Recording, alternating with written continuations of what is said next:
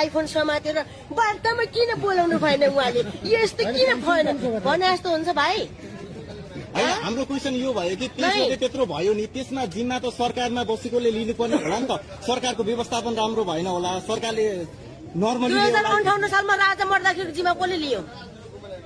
सरकारमा को थियो तत्कालीन प्रधानमन्त्री को थियो मलाई भन्नु त तपाईँ यस्तो पढ्नु होइन हामी तपाईँलाई 30 गतिको सोधिरहेको छौँ 30 गतिको पछाडि किन नजाने हो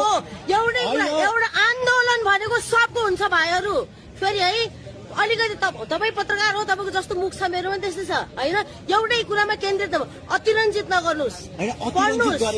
जिम्मा त सरकारले लिनुपर्छ नि भन्ने लिउ न त कि त उसले गल्ती होइन हामीले सुरक्षा व्यवस्थामा हामीले 17,000 मान्छे मर्दाखेरि चाहिँ प्रचण्ड लिनुपर्ने आन्दोलनकारीले लिनुपर्ने 17,000 मान्छे मर्दाखेरि 10 वर्ष देशले क्षति बेहोर्दाखेरि चाहिँ माओवादीले लिनुपर्ने